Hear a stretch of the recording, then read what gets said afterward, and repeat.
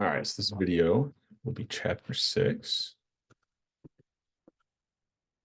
What's the sound? Um, which is we kind of looked at some very specific discrete random variables in the last chapter.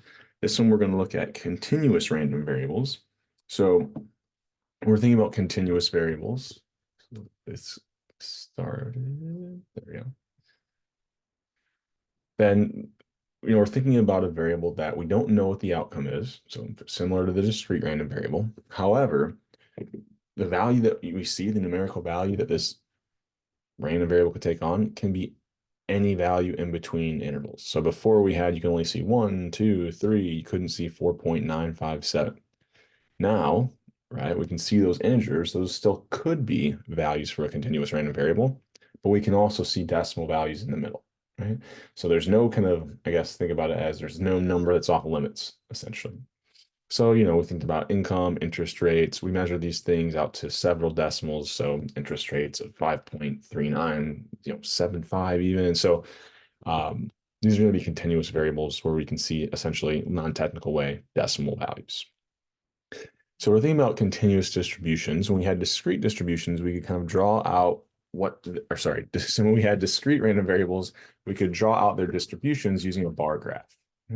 With continuous distributions, we can't find the probability at any one specific value, right? So to kind of highlight why, right, if I think about, let's say, oh, you don't want to be looking at me. So let's say that we have something where every single value is equally as likely. So if I had even something, let's say I just looked at a variable of, flip this, of age, right? I really could see anything between 0 and, I don't know, to 100. I know people live longer than that, but just for the sake of this example. The problem is, how many numbers are in this range? If every age was technically equally as likely, we know it's not, but just stay with me. If it was equally as likely, every single age, so not 1 and 2, but 2.01 years or 3.497 years. There's an infinite number of numbers. If everything's equally as likely, the probability I see any one number, 1 over infinity in the limit, mathematically, I'm going to review this, but in the limit, it approaches 0. So if I have a truly continuous variable, technically the probability of any one specific value is 0. Right? So when I'm thinking about like before what we were doing, well, before I could find the probability that it was equal to 0. I could find the probability it was equal to 1. And this is my discrete kind of distribution. With a continuous distribution, what we're going to be thinking about is here's this random variable x, and maybe it can take on values between 0 and 100. Here, I'll just kind of draw an easy distribution. If everything's equally as likely, well, then what we would say is, okay, the probability that I see something in between 0 and 1. So here I'm thinking about, this is the probability. I can only find the probability over intervals. And then what's the probability I see something between 1 and 2? Well, every number is equally as likely. Probability between 2 and 3, etc. I would have this distribution, and these kind of aren't there. I was just kind of showing you the same interval. I would have this nice kind of what we would call uniform distribution. Now, we won't use this a lot, but I'm just introducing the idea of distributions like this. In practice, what do we see more of? We probably see something like, you know, maybe seeing extremely low values, relatively low, values around the mean, and then values further from the mean. Right? So here we've got a completely symmetrical distribution that I drew, but this is the idea. And so having these individual bars that represent my distribution, I have a nice continuous line, right? Now, if I look for the probability of any one specific value, it's just a line that would be 0, but I can find the probability that I'm in between two different values. Okay. So conceptually a little bit weird, I get it, but here the idea we're looking at this continuous distribution now. Okay. Excuse me. So we can find the probability over different intervals. I guess something messed with my screen real quick. So there we go. We can display these. I kind of already showed you using a graph. We can do tables, formulas. We'll look at some formulas later on, although in practice, we're not going to be really using them too much. They'll be floating kind of behind the scenes. So we're going to have these probability density functions, similar like we had for the binomial and for the Poisson, that will kind of tell us not the probability of specific x values, but the probability that I'm in between certain intervals, right? Or sorry, in between certain values or over an interval. Okay? So what are some of the conditions for this density function? Well, similarly to kind of our discrete random variable examples, it's got to be somewhere between 0 and 1, right? Now here it gets kind of weird. I write it a little bit different. Oh, also, I forgot the very first point. But there's no sudden jumps. So I'll kind of show you visually what this would look like, how this would be broken. It has to be that it's the probability is 0 or higher, right? And technically less than 1. And then if we add up this probability density function, if we added up the probability of every single interval in our distribution, they should all add up to 1.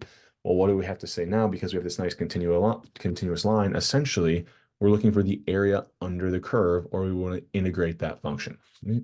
So if we integrate that function across all values of x, right, we should find the total area under the curve. That should always be 1. It's the same kind of idea. When I had the probability of discrete values, if I added up the probability of every single possible value, it should add up to 1. Okay. So same kind of idea here. Area under the curve is 1. I will show you real quick. So how could maybe some of these principles be broken, right? So if I think about here's my different x values, here kind of represents probabilities. Well, I can't see something that looks like this, where I have like a huge jump in my distribution. It has to be nice and kind of continuous. So I have to have something that, maybe it doesn't go backwards. Sorry. Maybe it does, go up and down or something, but it's nice and continuous. There's no sudden jumps, right? And I'm then thinking about what has to be true regardless of what the distribution looked like. So let's say my distribution looks something like this, right? When I integrate this function across all values, or that area under the curve, this area should always be equal to 1, okay? And then maybe I'm interested in very specific values. So maybe I want to find the probability it's in between, I don't know, 30 and 40. I would integrate that function or look for the area under the curve in between those values of 30 and 40.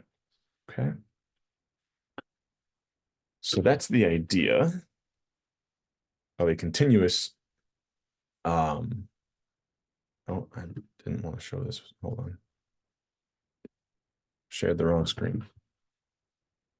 There we go. So that's the idea of our continuous probability density functions. So I'll kind of show you some other visual of this, but right, I already drew these kind of out for us already. But here I've got kind of what that probability, you can think of the y-axis kind of representing probabilities. The possible value of this random variable x is what's on my x-axis, or just different values for x. And then I'm just mapping out that function, right? Whatever that probability density function f of x is, excuse me, I'm just kind of drawing that out, okay? Area under the curve is 1. We already mentioned this. The probability that we see something happen is going to be at the most 1. Now, I could define this. I think the probability of an event, probably should have said, if I'm looking for like a subset, I think I drew this already, but it could just be like a smaller area under this curve. But we're just kind of setting this up. So the next thing we'll talk about is cumulative density functions, right? So if I've got my probability density function, we can also have a cumulative density function. Before with discrete random variables, we were just adding up kind of the probability we see, say, 2 successes. And then if it's a cumulative, we wanted a cumulative probability, it would be the probability of seeing 2 successes plus 1 plus 0. If we wanted the probability of seeing 5 successes, the probability of seeing 5 plus 4 plus 3 plus 2 plus 1 plus 0.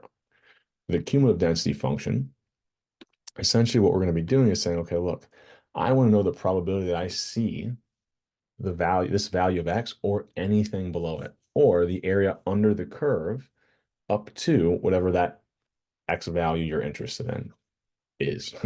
So the higher, same kind of principles apply as they did for discrete random variables. Higher values for X, our cumulative density is going to get closer and closer to 1. Lower values of X, it's going to be closer to 0. So what does that look like? Maybe I had some value A, right? Relatively low value. Well, the probability, the cumulative density function, the probability I see a value of A or anything less is going to be the area under this curve from what, negative infinity technically to A. I'd integrate that function from negative infinity to A. That area under the curve would represent the probability I see anything less than A. Okay, so the probability that this random variable X takes on a value less than or equal to A. Okay. And the way that we would maybe write this is, here's this cumulative density function, capital F, of this value A, right? Plugging in this value A into this cumulative density function. If I wanted to know the probability of being greater than or equal to, say, B, well, if my value of B is somewhere over here, I can find the probability that X is less than or equal to B using that cumulative density function.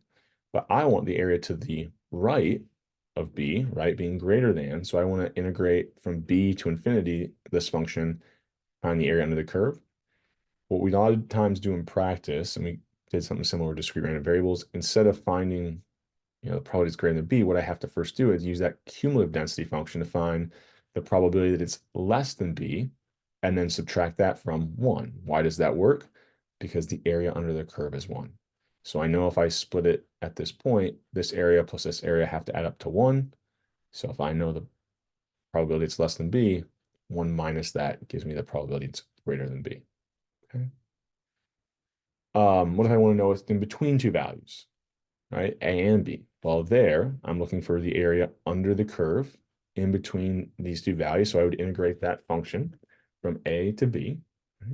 Now, we're not going to do the actual integration. Don't worry. I'm just mentioning this to kind of explain what we're doing, maybe to line up with some other people's math backgrounds. So what I'll do here is, well, I can find the probability that it's less than A using the cumulative density function. I can then find the probability that it's less than B. If I subtract off the probability it's less than A from the probability that's less than B, I'd just be left with this blue shaded area. Oops. So all I'm going to do is use that cumulative density function for the higher value, subtract the cumulative density function's value for that lower value. And this will make a little more sense about how we apply this once we kind of dive into our normal distribution. I'm just setting us up here with some principles. What if I want to know the probability I'm less than A or greater than B? Well, I can do a couple different ways, right? I can find the probability that it's less than A plus the probability that's greater than B. Well, that would be cumulative density function for A plus 1 minus the cumulative density function for B, or I could find the area in between and then subtract it from 1, right? Because I know, I know the area under the curve is 1, so if I can find this area in the middle here, when I subtract that from 1, I'd be left with kind of what's in the tails, right? Or the probability of being less than A or greater than B. Okay. All right. So hopefully this is making some sense here. We're going to then kind of transition to talking about a very specific type of continuous random variable that we're really, kind of going to be using for the entire rest of the semester, right? So this distribution will be called the normal distribution, or sometimes called the Gaussian distribution, right? So there's this guy, right, Prince of Mathematics, super smart, wrote this book, well, wrote a bunch of books, but you can kind of see he dabbled in a little bit of everything, but he, along with another, I guess, scientist or mathematician, discovered the normal distribution, right? So because he was, part of the main reason why it was discovered, it's sometimes the normal distribution is called the Gaussian distribution, right? So it's kind of an anecdote, kind of fun, setting this up about, the way this guy's mind worked. I guess when he was a young kid, the story goes that he was told to go in the corner, sit in the corner. He was misbehaving, add up the numbers from 1 to 100. Little kid, she thought this was going to take him forever. 1 plus 2 is 3, plus 3 is 6, plus 4 is 10, plus 5 is 15, all the way up to 100. Problem is he came back in a matter of seconds and had the correct answer. So what did he do? Well, he thought about it. He's like, well, look, if I add up the numbers 1 and 100, I know that's 101. If I add up the numbers 2 and 99, that's 101. 3 and 98, oh, that's 101. Between 1 and 100, I'd have 50 pairs. All of them add up to 101. So 50 times 101, 5,050. Right? So, you know, I don't know. I always kind of like little things like this because I tend to, I don't necessarily always think that way. It makes sense once somebody tells me, all these pairs up to 101, but he, even as a young kid, could see this. So, technically what he did in his mind is there is an actual equation that you can add up between any two numbers, or sorry, from 1 to any number n. This is the equation that would give you what those numbers add up to, right? But he basically could visualize this in his head at a very young age, right? Okay, anyways, enough of a stupid story here. We're going to actually dive into the normal distribution that he discovered. It's a continuous random variable, right? It's just a very specific one, just like the binomial was a very specific discrete random variable distribution. We see the interesting thing about the normal distribution is it pops up a lot in nature and really describes a lot of different things that are continuous random variables. So human height, I got a photo of this, I got a graph of this in a second here, but very much follows a normal distribution. Rainfall, and the other mathematician that came up with this published this book that had all kinds of different variables where they saw this normal distribution play out. And then eventually Gauss saw this and applied it to something that we'll do at the end of the semester called regression. So that's kind of where we're going. So what is this normal distribution, right? So this normal distribution has a density function and it looks like this. It's nasty, right? We've got pi in there. We've got the natural number, number e at 2.71828. The variance of whatever variable you're looking at and the mean of whatever variable you're looking at. This would be your probability density function. We're not going to use this in practice. Other people have kind of made our life easier, and also Excel will make our life easier, right? But this is floating behind the scenes, always what the normal distribution density function is, okay? Some of its characteristics. So when I'm drawing this out, you might have heard this mentioned in other classes or somewhere else, but the normal distribution essentially is another term people use for it is a bell curve, right? So it kind of looks like a bell where, oh, well, if the y-axis is kind of representing probabilities, the probability I see values surrounding this mean pretty high, but the probability I see values further from the mean starts to get lower and lower. And notice it's nice and symmetric, right? I could draw a line that splits this distribution or this line in two, and it would completely fold on top of itself, right? So the normal distribution will be symmetric. As you move in either direction from that mean, the probability is declining at the same rate, which means that when I find the mean, it should end up being the exact same thing we said if it's symmetric as the median. And here, also the mode, right? The most frequent or the most likely value is this one that has the highest kind of probability of occurring, or at least that, infinitesimally small interval has the highest probability of occurring.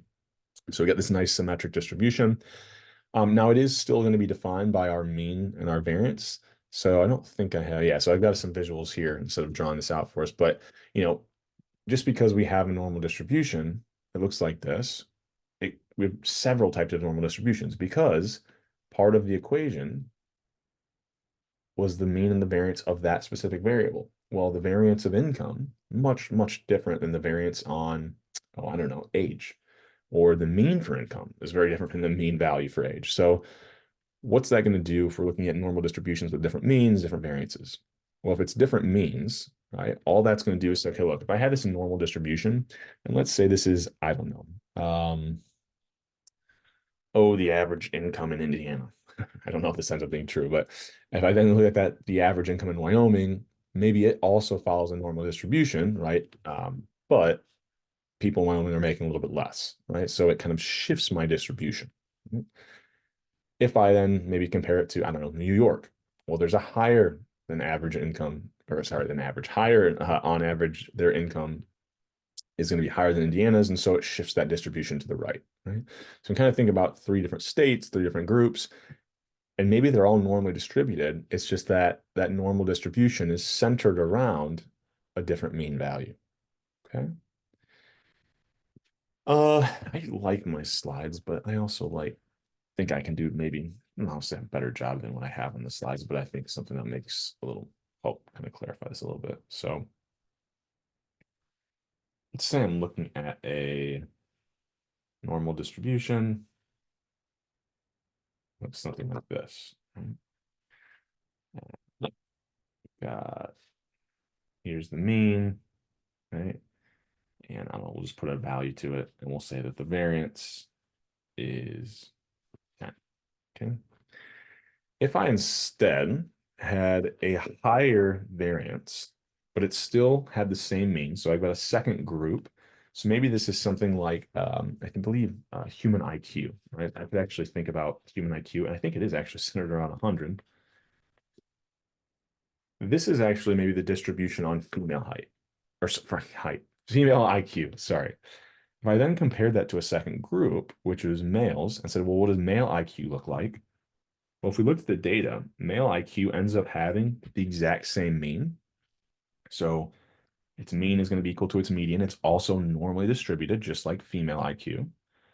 But what ends up being true is for males, it actually has a, and I should kind of make sure I put this is just in case the colors aren't completely clear in whatever you're watching on. The variance of my second group, or the males here, tends to be a little bit higher. And I don't know if these are the actual values. I'm just using these to kind of show that it tends to be higher, which means that the data is more spread out, or that seeing values further away from that mean on either side, it's more likely, right? Remember, our y-axis is measuring probability. So if I'm thinking about, for instance, what's the probability that if I selected a female at random, their IQ is less than, I don't know, 80, will it be the area under the curve? That probability that I see, female with a lower than 80 IQ, much smaller than the probability I see a male with less than 80 IQ, right? So the variance, as it gets higher and higher, it's going to flatten our normal distribution, right? Now, I think we talked about this in the previous chapter, but really kind of applying it to specifically to the normal distribution here. There we go.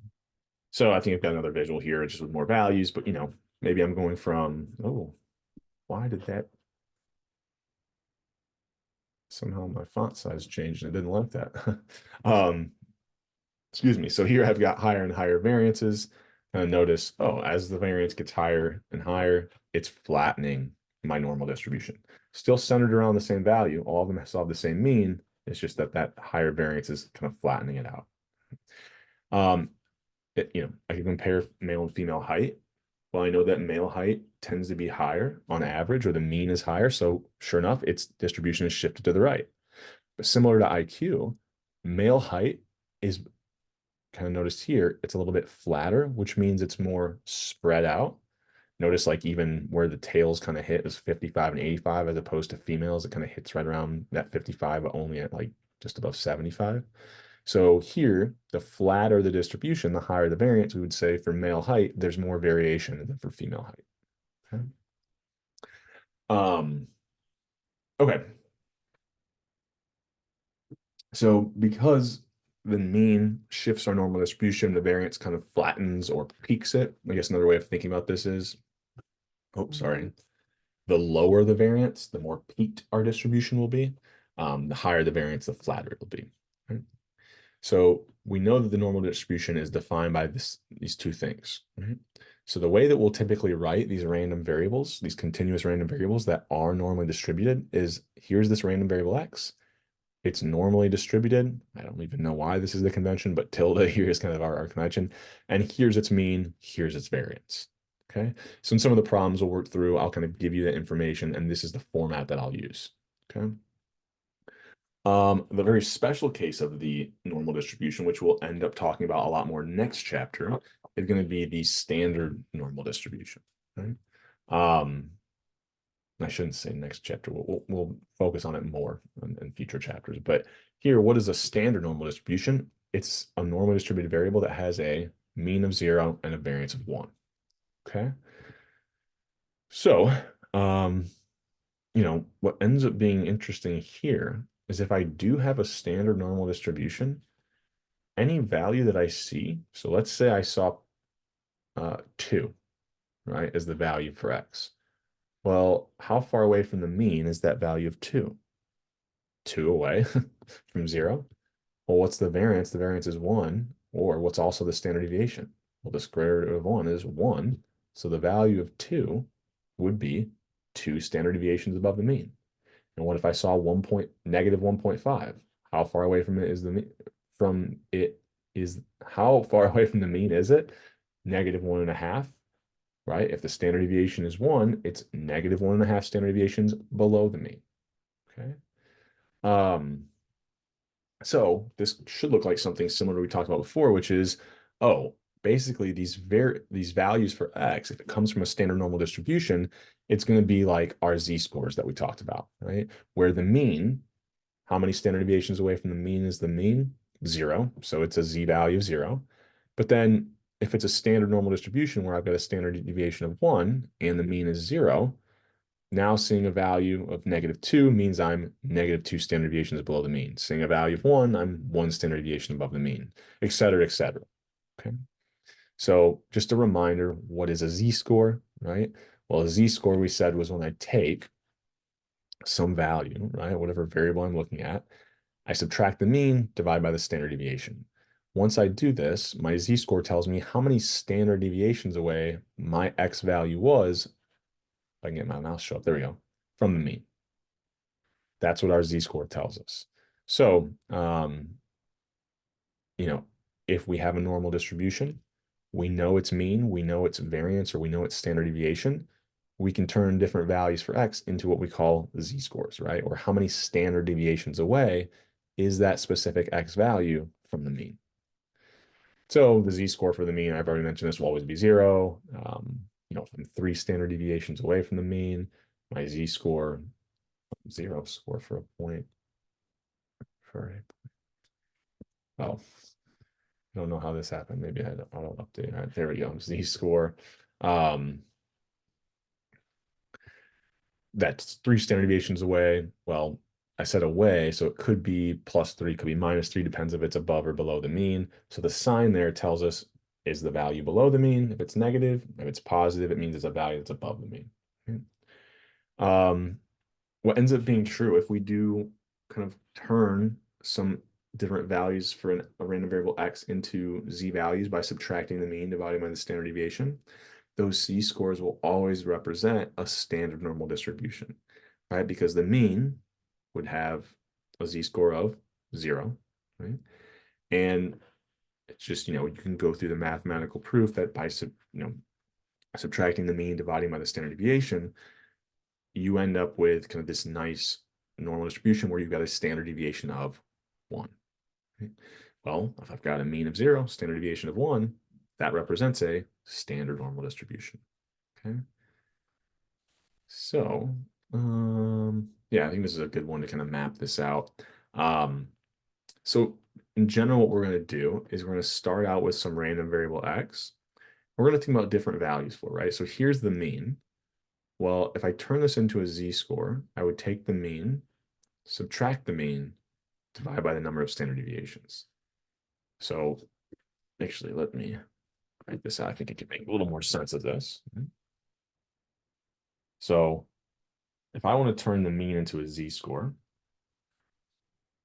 that's going to be equal to, turn the brightness up here a little bit. You're losing some of my natural light today.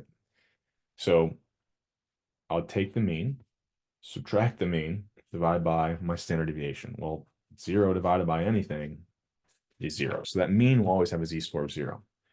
But what if I had something that was, I don't know, I think this is different in the slide. So what if that was 1.5 standard deviations below the mean? Or sorry, I'm talking and writing.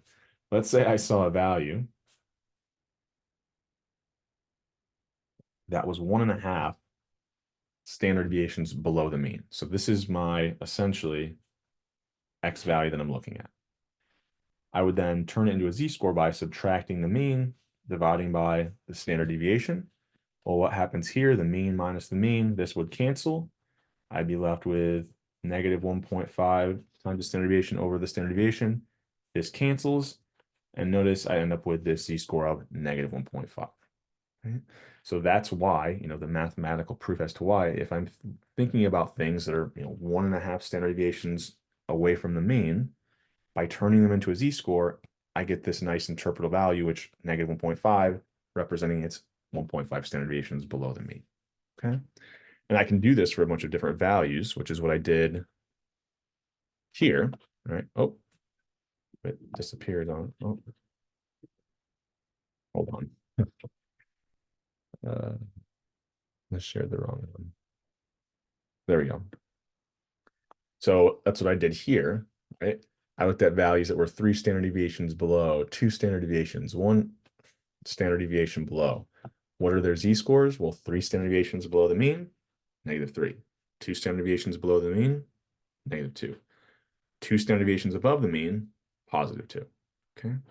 So if I were to turn all of these different x values, this original random variable x that was normally distributed, once I turn it into z-scores, or what we call standardizing the variable, I'm now left with these z values that will have this nice standard normal distribution.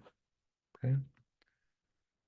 We'll talk about some like empirical rules about the normal distribution, and we'll be able to prove this down the road. But for now, I just want to introduce the idea to kind of point out there's some really interesting facts about the normal distribution that we will work our way towards. So if I looked at any normally distributed variable and I want 1 standard deviation above and below the mean, the area in between those two values. So if I'm going 1 standard deviation above and below, the probability that I'm 1 standard deviation below will always be 0.1587. Oops, sorry. The probability that I'm 1 standard deviation above or below will always be 0.843. If I subtract the probability I'm less than 1 standard deviation away, 1 standard deviation below the mean from 1 standard deviation above the mean, left with the area in between here, it'll always be 0.68. Or kind of said differently, there's like a 68% chance that if I select a subject or an observation at random from this variable, I'm going to see the value be somewhere in between. A 68% chance I see the value be somewhere between 1 standard deviation above and below the mean. Okay. If I look at something that's 2 standard deviations away, what will end up always being true, that the area in between being 2 standard deviations above and below the mean will always be about 95%, or a probability of 0.9544. So we'll see where I'm getting these values from in a second, but essentially they represent the cumulative density value, right? Or the probability of seeing that specific z-score, right? -2. I'm 2 standard deviations below the mean. The probability of seeing that negative z-score of -2 or anything below it. Okay. And if I go 3 standard deviations above and below, what I even increase that probability even more. And that makes sense, right? I'm just making a wider and wider range of values.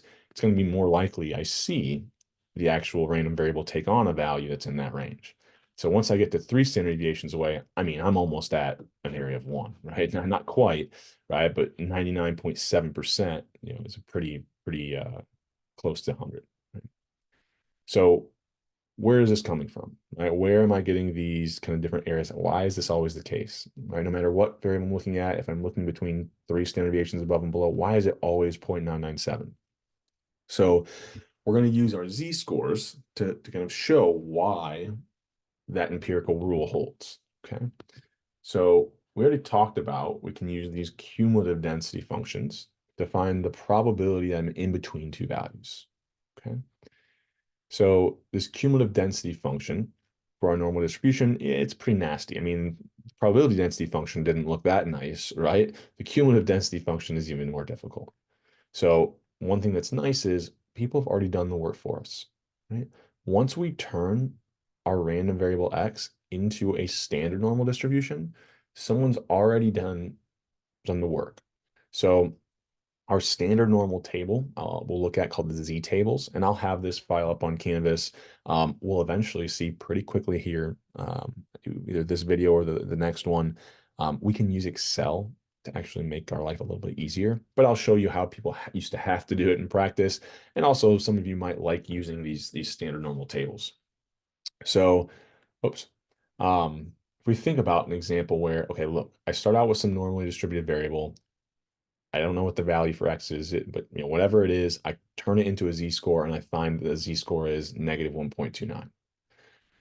So negative 1.29, the cumulative density function for a normal distribution, sorry, standard normal distribution, I'm always going to have the same area, right? Once I know that I'm looking at a standard normal distribution, mean 0, standard deviation of 1, the probability I see something 1.29 standard deviations below the mean or anything further away, that area will always be 0.0985. So, I mean, I'm always looking at the same z-score, but how did I find, sorry, I'm trying to get my animation. Oh, come on. Right? So that area is always going to be the same, right? When I'm looking at negative 1.29 as my z-value, the area to the left will always be the same. Just to make clear what I'm saying here, it doesn't matter if I start out with, I don't know, a normally distributed variable. We'll call this x1. And I don't know, let's say its mean is 50, its variance is 20, right? I see the value of, sorry, I said its variance. Its standard deviation is 20. I see the value of 30. So when I turn that into a z-score, I'll take the value I'm looking at. So this is x. I'll subtract the mean, which was 50, divide by my standard deviation, which was 20. I get a z-value of negative 1. But notice the probability to see a z-value of less than negative 1, it's going to be the area to the left there. Now, I could do the exact same thing. But now let's say I had a normal distribution where, we'll choose different values. So the mean, call this our second variable, right? The mean was 200. Let's say the standard deviation is, what did I do before, 20? Let's say now the standard deviation is 10. If I look at the value of 190, well, what z-value is this going to be? Right? Well, I take the value of 190, subtract the mean of 200, divided by my standard deviation, I get a z-value of negative 1. Once I'm looking at that same standard normal distribution, the area to the left of negative 1 will always be the same, okay? So how do I find that value, right? I don't want to do the actual math.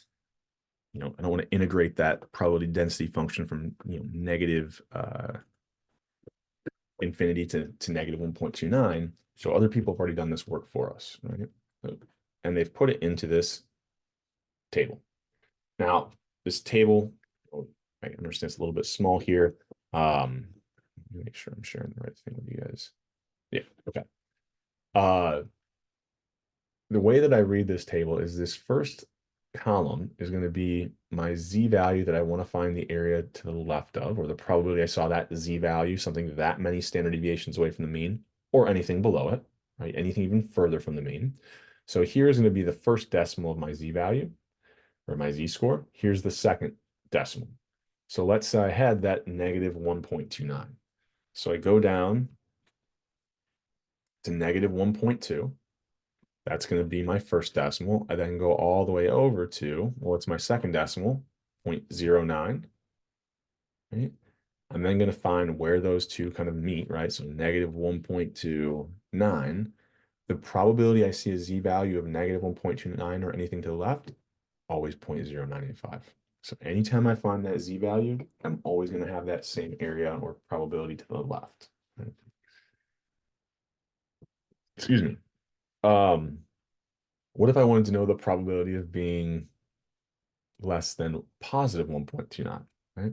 Well, there's two sides of the table. So one of them has this negative. these negative values. The other has the positive values, right? So at positive 1.29, I go to 1.2, second decimal, 0.09, go to where those meet.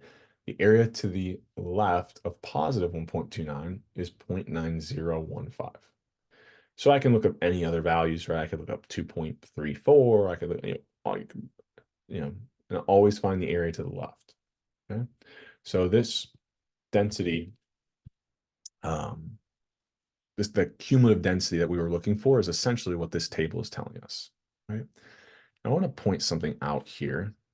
Let me get this, let me go over here. So what we just found was that for these z values, probability that I was less than negative 1.29, this was 0.0985. The probability that I was greater than, or sorry, less than positive 1.29 was 0.9015, I believe. I'm looking back at my slides correctly. So how, without looking this up, could I have found 0.9015 if I had this information? Well, remember, our standard normal distribution is symmetric around this value of 0. So if I know the area to the left of negative 1.29, that has to be the same as the area to the right of positive 1.29, right? This is symmetric. It folds on top of itself. So here, this area, 0.0985. So if I now know the area above 1.29, what's the area that's below it? Well, the area under the curve is 1. So 1 minus 0.0985, which sure enough gives me that value of 0.9015. So you can use the table, but sometimes when we use it once, we can even have to use it again. We can actually use the information we have to find what we want. All right. So, oh, wrong screen again. I'm really struggling with that today for some reason. There we go. So visually, what am I looking at, right? We're kind of thinking about, I put 1 point.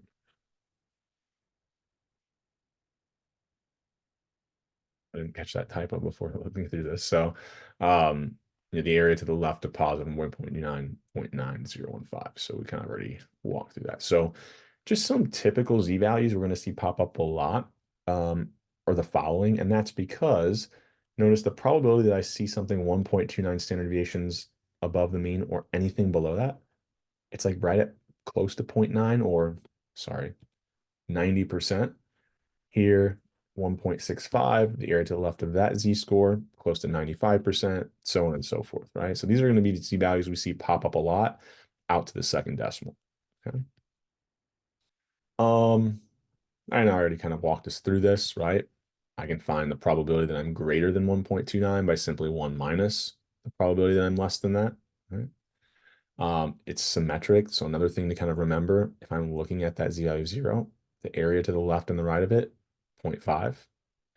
So what if I wanted to find the probability that I have a z-value that's greater than or equal to negative 2.53 and then less than, right? So if I go back, I'll show you how we could use the table. So negative 2.53. So I got a negative 2.5 over to 3.0057. Okay. Now here I just want to introduce a little in Excel. We'll go further into it in the Excel video. But instead of using this table,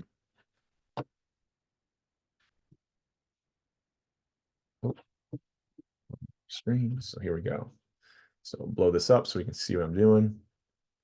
So we've got this function in Excel. So we're going to start this with an equal signs built in.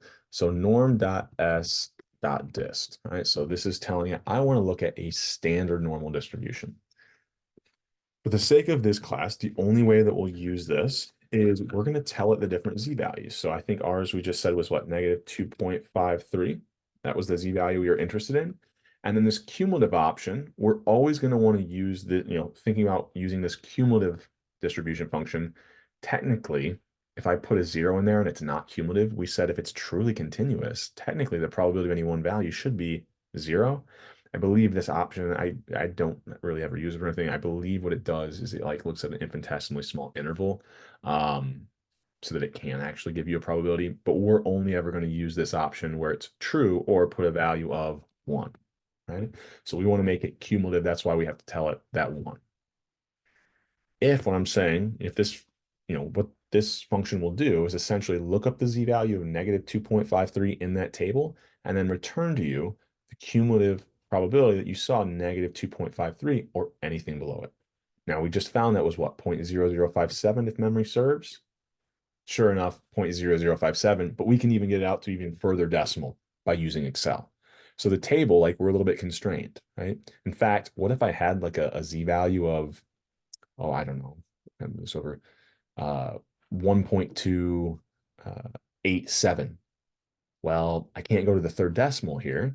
However, if I use Excel, use that norm.s.dist, I'm using a standard normal distribution, 1 point, I think I said 897. Forget the actual value I just mentioned, but this one works, right? It's out to the third decimal. I'd have to round it, then use the table. I wouldn't be a little bit off. I mean, close enough. But if I use this built-in function, Excel does the actual integration of that z value from negative infinity all the way to 1.878 1.897.